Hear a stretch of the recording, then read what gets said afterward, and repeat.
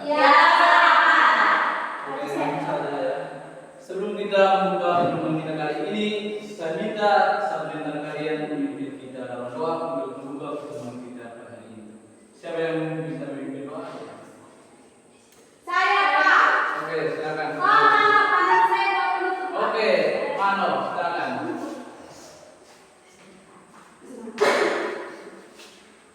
Marilah kita berdoa dalam nama Bapa. Dalam nama Bapa dan Roh Kudus. Amin. Bapa kami yang di surga, terima kasih karena Engkau sudah membimbing kami dari pagi hingga sekarang. Sekarang kami akan mulai dengan kegiatan pembelajaran kami. Mohon tuntunlah kami agar apa yang akan diberikan oleh Pak Guru dapat kami terapkan dengan baik. Hanya ini doa dan permohonan kami Bapa, kami sampaikan kepadamu.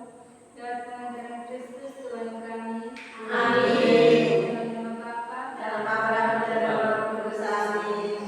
Oke, terima kasih kepada Mano yang sudah memimpin kita dalam doa. Oke, sebelum kita mulai pelajaran kita pada hari ini, Pak. Minta maaf, sorry. Sebelum kita membuka pelajaran kita, Pak, cek kehadiran atau absen dulu ya. Ya. Margareta Noy, Hadir Pak.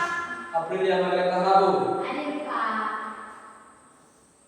Desmilia Bartolao, Hadir Pak. Odila Boro, Hadir Pak. Insiana Mano, Hadir Pak. Irmina Sofia Manehar, Hadir Pak. Dabriana Numbe. Hadir Pak. semua hadir ya. Hadir Pak. Oke, semua hadir. Langsung saja kita membuka pembelajaran kita pada hari ini. Pada hari ini kita akan belajar tentang gereja yang menguduskan. Oke, sebelum kita lanjut pada pembahasan, saya mau tanya apa yang ada dalam pikiran kalian tentang gereja yang menguduskan? Mungkin Anda mau komentar silakan. Maksud saya dalam pikiran kalian itu tentang gereja yang menguduskan itu apa saja yang tahu? Mungkin mau komentar silakan tentang gereja yang menguduskan sebelum kita lanjut pada pembahasan. Pak, saya gereja itu yang sebelum ini gereja itu bisa diartikan dalam dua arti. Itu gereja seperti bangunan, secara fisik di bangunan, tapi gereja itu juga sebagai umat Allah. Gereja yang menguduskan artinya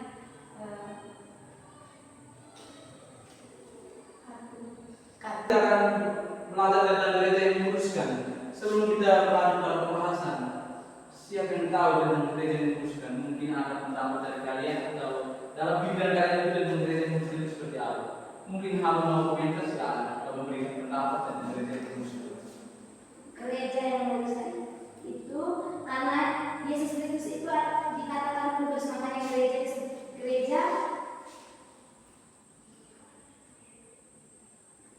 Oke, mungkin harus katakan bahwa Yesus Kristus itu dikatakan kudus, maka gereja juga disebut kudus. Oke, mungkin ada lagi yang mau komentar silakan. Sebelum kita lanjut pada pembahasan, mungkin Nube, ya. dari saya Pak. Oke, silakan. Gereja yang menguduskan artinya yang kita tahu seperti kita mengikuti perayaan Kristus. Di situ kita bisa mengalami kekudusan. Itu ada. Mengapa dikatakan kekudusan? Karena itu adalah perayaan yang sakral. Sudah? Sudah Pak. Oke, Nube katakan bahwa gereja yang menguduskan itu tidak mengikuti perayaan Ekaristi. Artinya perayaan yang sakral. Oke, dari kedua pendapat ini semua itu yang kau sampaikan itu semua benar. Gereja yang menguduskan itu adalah Yesus Kristus sendiri yang kudus disebut kudus, maka dari situ disebut gereja kudus. Dan yang lain katakan bahwa gereja yang kudus itu tidak mengikuti perayaan Ekaristi, artinya perayaan yang sakral. Di mana kita lihat bersama, gereja yang kudus itu artinya gereja memiliki peran penting dalam proses pemulihan orang yang percaya. Di mana gereja yang memiliki peran penting itu kita tahu bahwa orang yang percaya itu memiliki peran penting dalam proses pemulihan. Itu yang pertama. Oke, sebelum kita lanjut itu dari judul yang saya katakan bahwa gereja yang kudus itu kita akan melihat 7 hal penting. 7 hal penting itu apa saja? Yang pertama melalui firman Tuhan. Itu yang pada bagian pertama. Pengudusan melalui firman Tuhan.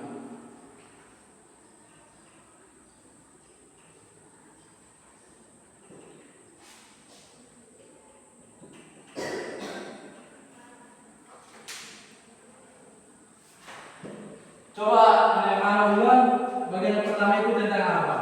Coba dibaca. Dari judul yang sekarang kalau bahasa yang 7 hal. Yang pertama itu coba dibaca. Pengudusan melalui firman Tuhan. Oke. Kita lihat yang pertama. Pengudusan melalui firman Tuhan itu dia akan dijelaskan seperti ini. Firman Tuhan adalah alat utama yang digunakan oleh gereja untuk menguduskan umatnya. Di mana terdapat dalam kitab Yohanes bab 17 ayat 17. Yesus berkata kepada murid, Yesus adalah dalam kebenaran, di mana dengan mengajarkan dan merenungkan firman Tuhan, jemaat diberi petunjuk dan kekuatan untuk hidup dalam kekudusan.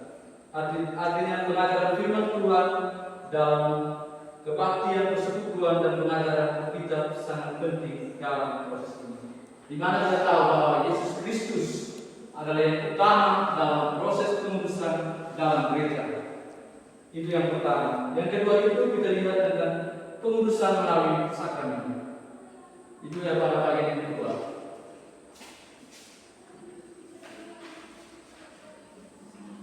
Pengudusan melalui sakramen.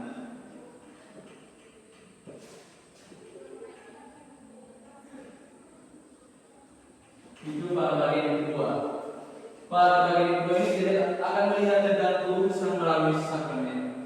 Pengudusan melalui sakramen itu yang pertama itu kita lihat dari sakramen baptis. Itu yang pertama, itu tentang pengudusan itu. Yang pertama kita lihat dari sakramen baptis. Dan kedua itu pada sakramen Eucharistia. Di mana pada sakramen baptis itu kita tahu bahwa 3 orang dibaptis dia akan menjadi kudus. Saya mau tanya, dari antara kalian semua siapa yang mau dibaptis? Jangan sampai Manhat masih heran karena dia belum dibaptis. Mungkin karena semua si dibaptis maka kita sudah dikatakan kudus. Yang kedua itu para sakramen Eucharistia. Di sini siapa yang belum menerima jumlah darah? Itu yang dimaksudkan bahwa pengudusan melalui sakramen itu terdapat dalam sakramen itu yaitu sakramen baptis dan sakramen Eucharistia.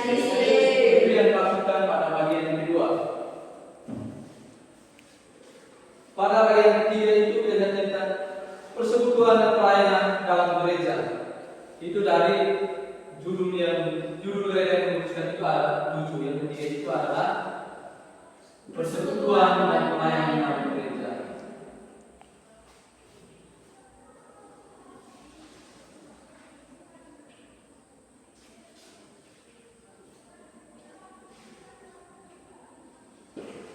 Coba melakukan pada bagian ketiga itu tentang apa?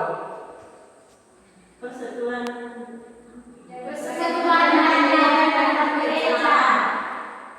Persekutuan dan pelayanan dalam gereja. Itu pada bagian ketiga. Mungkin Pak mungkin ada yang tidak baca.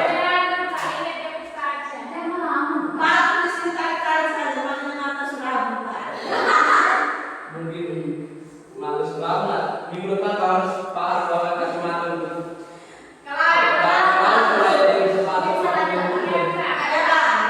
kemudian bagus nih. Mungkin kita lalu bagus nih ya.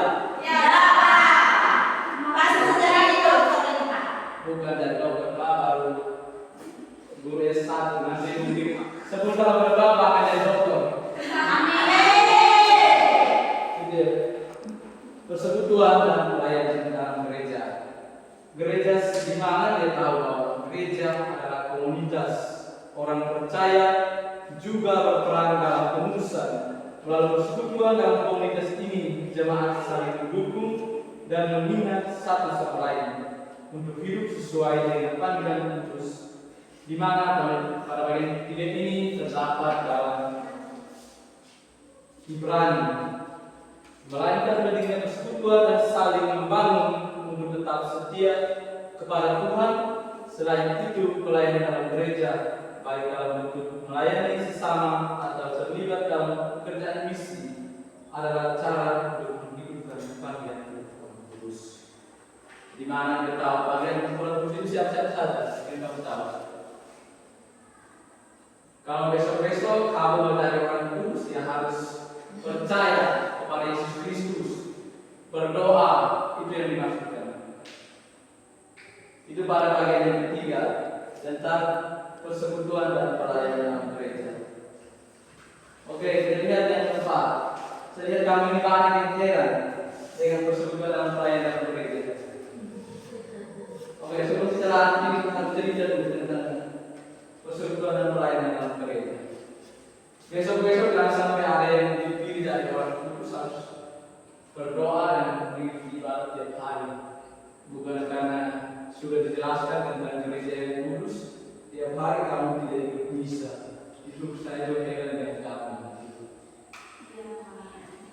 Saya tahu bahwa minggu kemarin ini banyak yang tidak bisa. Tapi bisa.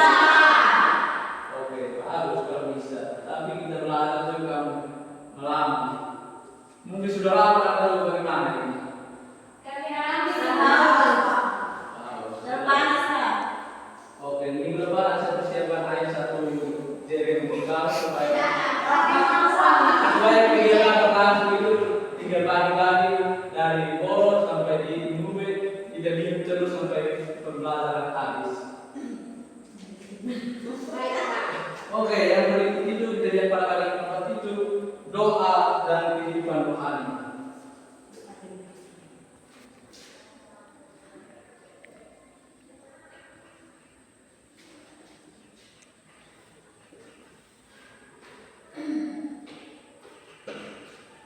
Pada bagian yang keempat itu tentang apa? Coba dijawab.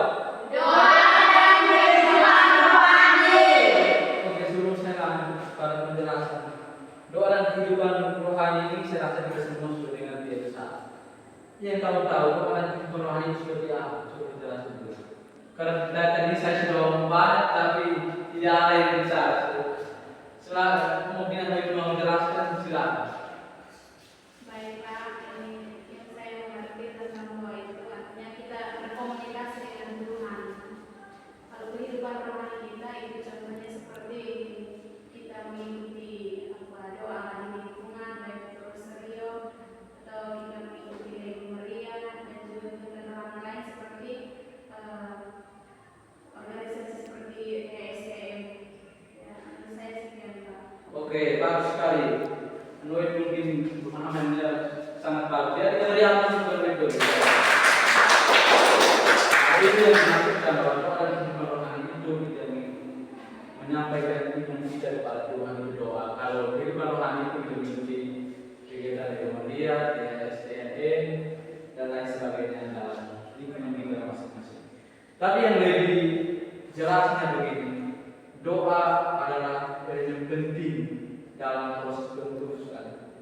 Melalui doa orang percaya mencari kekuatan hidup dalam kesulitan, di mana dalam doa mereka juga mengalami penyucian melalui pengampunan dan pemulihan hubungan, di mana gereja menyediakan waktu dan tempat untuk berdoa. Itu yang dimaksudkan.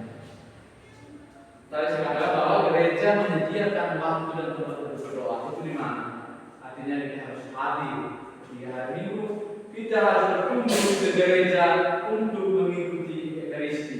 Itu yang dimaksudkan dari doa dan kehidupan rohani.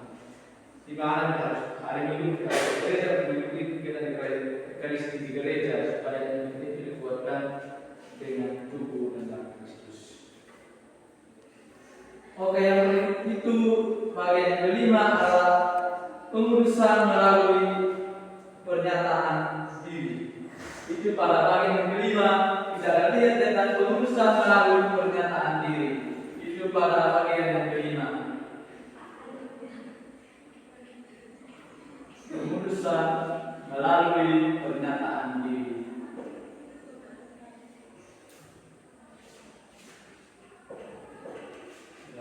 Ini pada bagian yang kelima itu pengurusan melalui pernyataan. Itu pada bagian yang kelima.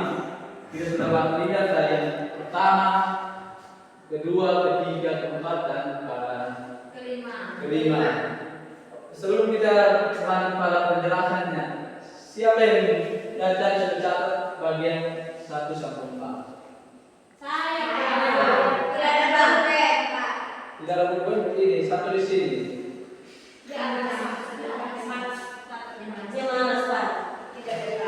Tidak boleh malas karena kita hanya bertemu pembelajaran ini hanya 1 kali, tidak ada berulang sampai berkali-kali. Saya jelaskan 1 kali karena minggu depan kita akan melihat para pembelajaran selanjutnya. Oke, silakan catat dulu sebelum kita lanjut ke bagian yang kelima. Karena itu umpamanya saja terlalu kecil. Mungkin minggu depan kami bisa siapkan yang lebih besar dan mencatat itu lebih banyak. Iya Pak. Oke. Sebelum saya lanjut pada pembahasan yang kelima, pada bagian yang kelima ini saya minta kamu tulis dulu supaya ada pemahaman sendiri. Karena saya lihat kamu ada yang nanti minggu depan kita akan kembali bingung dengan apa yang saya sampaikan. Malu, saya tertawa. Iya Pak, nanti kita dikumpul dulu. Semua sudah catat? Sudah Pak. Oke, saya hapus ya. Ya Pak.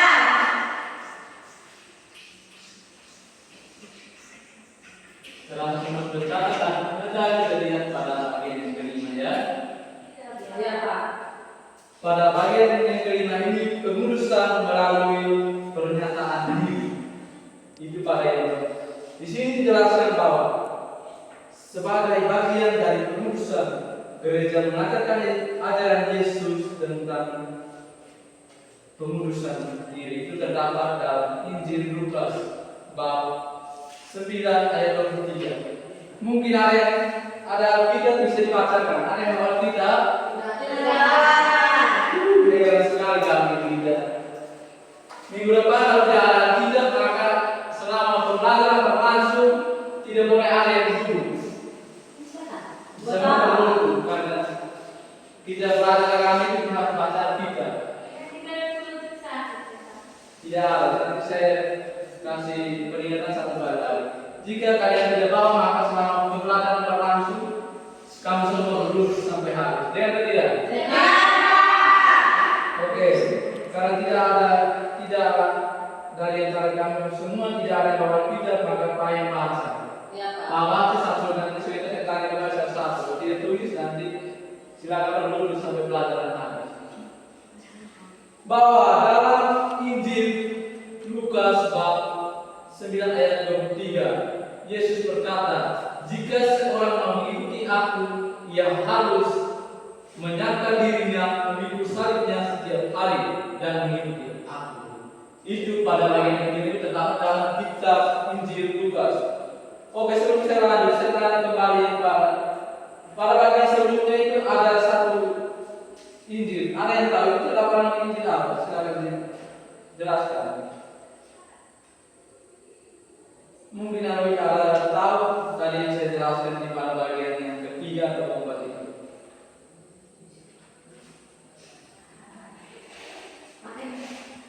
Ya tahu? Mengajar sudah naik 19 tapi masih bingung semua. Apa yang disampaikan baru saja 2 menit kemudian, tapi sudah hilang jam. Makanya pulang itu buat saya dan terlalu makan mie instan. Mie instan itu nanti pola pikir kalian tidak terlalu. Itu nanti kamu heran-heran dengan apa yang disampaikan pada hari ini. Ini saya lihat menunggu ini saya pikir nanti pulang kembali besok minggu depan tanya kembali semua itu. Itu apa?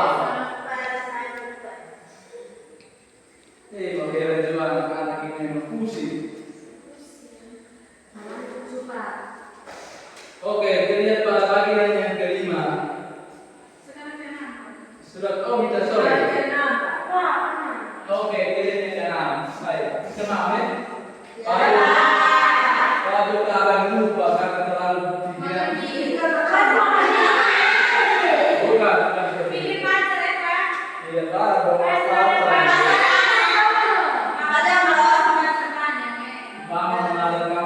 sebagian video besok Mama dari rombong. dari bawah.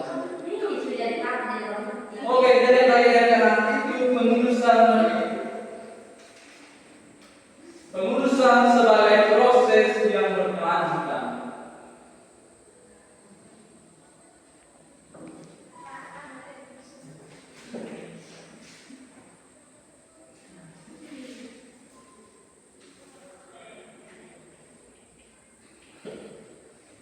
Oke. Pada bagian yang kanan itu dilihat tentang pengurusan sebagai proses yang berkelanjutan. Itu pada bagian yang kanan. Pengurusan bukanlah satu kejadian, melainkan sebuah proses yang berkelanjutan dalam kehidupan orang percaya. Artinya di gereja, proses ini diingini oleh pembelajaran terus-menerus tentang cara hidup yang sesuai dengan Allah. Gereja adalah tempat di mana orang percaya didorong untuk bertumbuh dalam iman dan menjadi semakin serupa dengan Kristus. Itu pada bagian pertama. Di mana kita tahu gereja itu adalah tempat di mana orang percaya didorong untuk bertumbuh. Tidak artinya kita yang percaya kita masuk ke gereja akan didorong supaya kita bertumbuh menjadi orang yang lebih kudus. Itu yang dimaksudkan pada bagian yang keenam. Oke, kita pada bagian yang ketujuh, peranan Roh Kudus dalam proses pengurusan.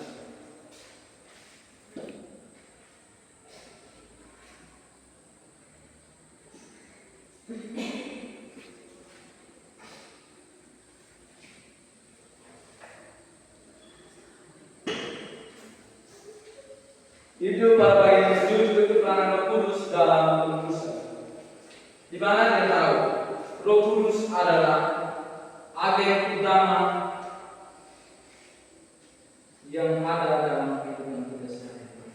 Itu terdapat dalam 1 Korintus bab 16 ayat 11. Disebutkan bahwa orang yang percaya telah diberikan dan dikuduskan dan dibenarkan dalam nama Tuhan Yesus, dan oleh karena Roh Allah gereja memudahkan umat untuk pegang terhadap pimpinan Roh Kudus yang memberi kekuatan untuk hidup kudus dan berkenan dengan Allah.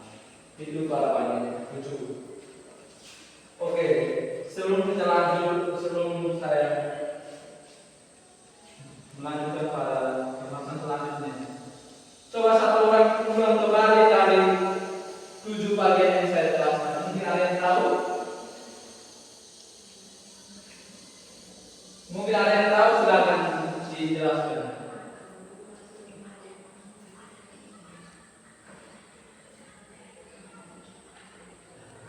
Ya.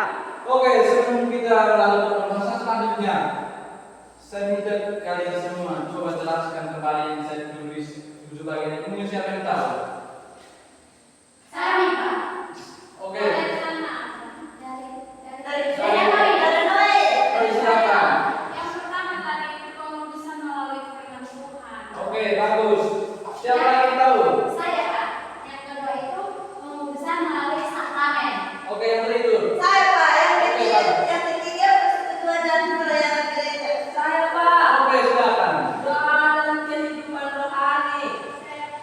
Oke, silakan. Mano. Pengurusan melalui pengembangan diri. Oke, berikut mana? Tahu tidak? Pengurusan sebagai proses yang berkelanjutan. Oke, yang itu bisa tahu. Oke, boleh. Silakan. Peran Roh Kudus dalam proses pengurusan. Oke. Semua sudah tahu ya? Sudah. Oke. Langsung saja kita lanjut pada pembahasan selanjutnya ya. Ya Pak. Ini tidak ada pembahasan lagi. Langsung saja kita lihat kesimpulan. Supaya sebagai bahan pegangan dalam kalau punya pikiran yang kosong itu Pak akan menyimpulkan semuanya ya. Ya. Atau sebelum Pak menjelaskan ada yang tahu, bisa menyimpulkan, saya berikan kesempatan sepenuhnya. Tidak, Pak. Tidak Saja. saja. Kesimpulan. Atau basic kalau mau tahu, Semoga Pak. Pas saja yang disimpulkan. atau move sebelum Pak memberikan penjelasan yang ada yang tahu. Nube, kita mau belakang. Mana ini? Atau mana yang harus mau dikumpulkan bisa. Oke, kalau ini semua belum paham, langsung saja Pak menyimpulkannya. Anggap saja ini sebagai pegangan buka atau bisa lebih simpel. Dari 7 bagian itu Pak akan menjelaskan ya. Iya, Pak. Bahwa kita berbicara tentang gereja yang memutuskan itu tadi sudah 7 hal ya. Ada 7 hal itu sudah kamu jelaskan, sudah kamu berikan satu ya. Bahwa gereja yang memutuskan itu berfungsi sebagai sarana pendidikan Allah untuk memutuskan umatnya melalui firman Tuhan, melalui sakramen, persekutuan, pelayanan, dan kehadiran Kudus. Gereja membantu orang percaya untuk bertumbuh dalam urusan dan menjadi serupa dengan Kristus. Urusan ini adalah proses yang terus berlangsung dalam kehidupan orang percaya hingga mereka akhirnya sempurna. Itu dari 7 bagian itu, 7 bagian yang jelas itu kesimpulan terakhir bahwa gereja itu berfungsi sebagai serana atau gereja bergereja sebagai peran utama dalam proses penebusan, di mana gereja itu juga sebagai sumber yang digunakan oleh Allah untuk proses penebusan. Oke, karena sudah waktu, mungkin ada pertanyaan dari semua. Ya,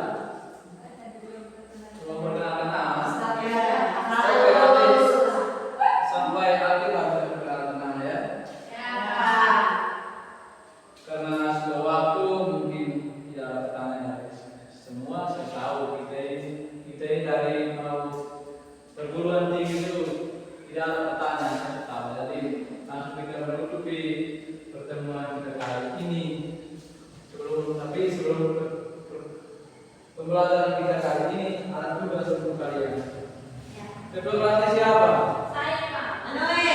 Oke, sebentar Anoy saya ke ruang guru ya. Iya, Pak. Nah, untuk mengambil tugas untuk kebaikan kepada teman-teman bisa. Bisa, Pak. Oke, kita mulai dari sini. Anoy duduk saya ke ruang guru. Iya, Pak. Oke, hanya itu saja yang saya sampaikan pada hari ini. Kita menutup pertemuan kita pada hari ini dengan doa yang dipimpin oleh Rakyat Rube. Karena dia tadi telah mengulang, makanya saya harus menyuruh dia untuk kita doa. Baik, Pak. Dia tulis dengan sempat. Pak Guru dan teman-teman, marilah kita berdoa dalam nama Bapa Dalam nama dan Putra dan Roh Kudus. Amin. dalam Bapa dalam kerajaan surga, puji dan syukur kami panjatkan kepadamu karena atas berkat dan perlindunganmu pelajaran kami pada hari ini berjalan dengan baik. Semua doa ini kami panjatkan kepadamu dalam nama Kristus Tuhan kami. Amin. Dalam nama Bapa, Dalam nama dan Putra dan Roh Kudus. Amin. Oke, terima kasih Pak Rube. Selamat siang untuk kita semua.